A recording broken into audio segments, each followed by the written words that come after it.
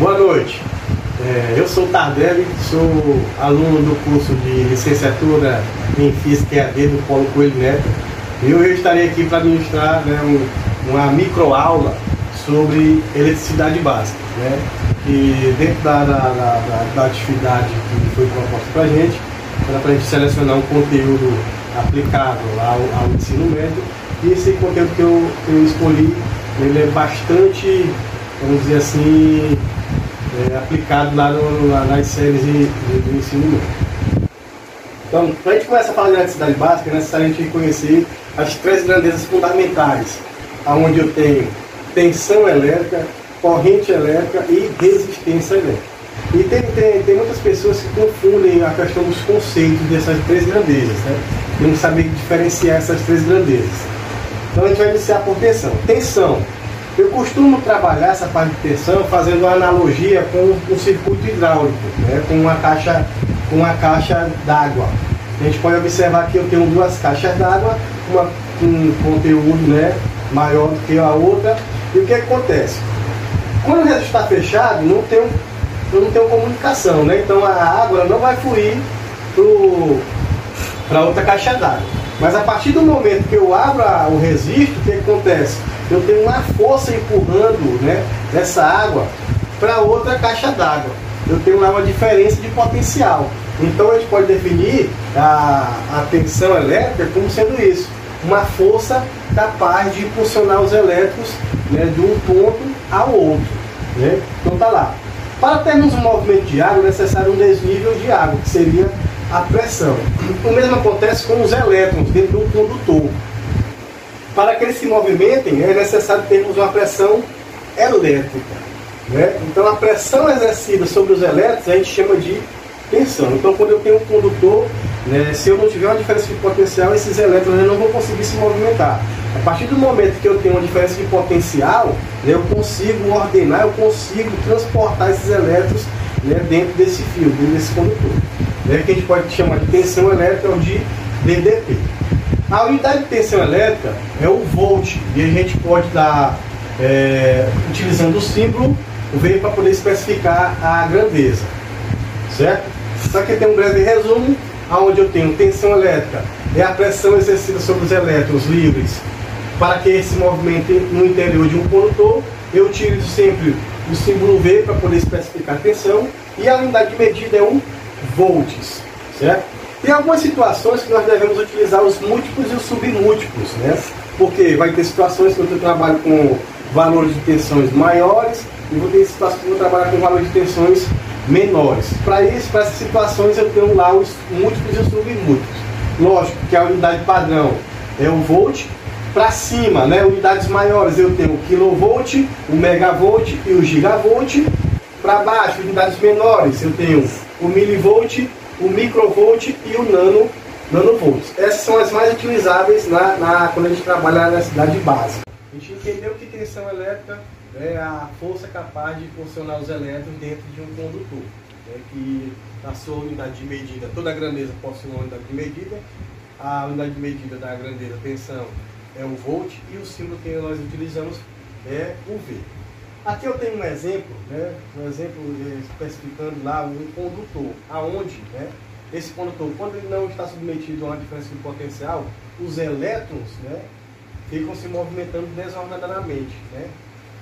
A partir do momento que eu submeto esse condutor a uma diferença de potencial, aí sim eu já tenho uma movimentação ordenada dos elétrons. A partir dessa diferença de potencial, eu consigo impulsionar esses elétrons através da tensão, eu consigo impulsionar esses elétrons dentro desse condutor. A unidade de medida da corrente elétrica, quando a gente fala dessa movimentação, a gente está falando de corrente elétrica. Então a unidade de medida da corrente elétrica é o ampere. E também, quando a gente trabalha essa parte de eletricidade básica, eu posso também utilizar, que vai depender muito do circuito que eu vou trabalhar, se for circuito de corrente contínua, se for circuito de corrente alternada, eu vou estar utilizando múltiplos e submúltiplos para poder trabalhar, para poder facilitar o meu entendimento. Então ele diz o seguinte: para valores muito elevados eu utilizo os múltiplos, para valores muito baixos eu vou utilizar os submúltiplos. Então eu tenho lá a grandeza padrão, né? O ampere. Quando eu trabalho com valores elevados, eu tenho o quiloampere, o megaampere e o gigampere. Para valores abaixo, eu tenho o miliampere, o microampere e o nanoampere. Aqui tem um breve resumo, né? Corrente elétrica é o movimento ordenado dos elétrons no interior de um condutor. Eu só vou ter essa movimentação se eu tiver uma diferença de potencial, que seria a tensão. O símbolo, né, no caso da corrente elétrica, eu especifico lá pela letra I, e a unidade é o ampere. Ok, então quando a gente fala de eletricidade básica, né, é necessário a gente trabalhar as três grandezas fundamentais da eletricidade básica, né? Tensão elétrica, corrente elétrica e eu tenho aqui a resistência elétrica. Em um circuito elétrico eu sempre vou ter essas três grandezas. Então, se a gente for, vamos observar aqui a seguinte situação, né? Eu tenho uma primeira situação, né? Um circuito elétrico, onde eu tenho lá uma tensão de 100 volts e eu tenho uma corrente circulando de meio ampere. Vou trocar a lâmpada, né? No caso aqui, a mesma tensão e a corrente lá, né, aumentou. Então o que a gente pode concluir? A primeira lâmpada, ela possui maior resistência elétrica. A segunda lâmpada, ela vai possuir menor resistência elétrica.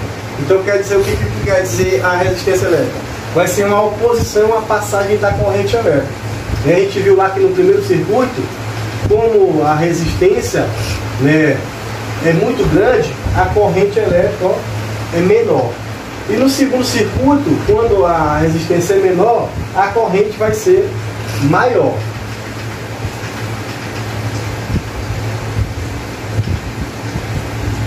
Em circuitos elétricos, a gente pode especificar lá, através da simbologia da resistência elétrica, essa simbologia que nós utilizamos aí, né?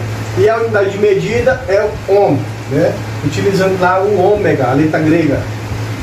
Então aqui eu tenho lá a resistência elétrica, é a oposição da passagem da corrente elétrica, né? Vai ser essa dificuldade que eu vou ter de passar a corrente elétrica num determinado circuito. O símbolo é o R, mas eu também posso especificar através dessa simbologia. A unidade de medida é o ohm. Lei de Ohm. No caso aqui nós iremos trabalhar a primeira lei de Ohm, a lei fundamental da eletricidade, né? Quando a gente fala de eletricidade básica, a gente conhece as grandezas de tensão, corrente e resistência.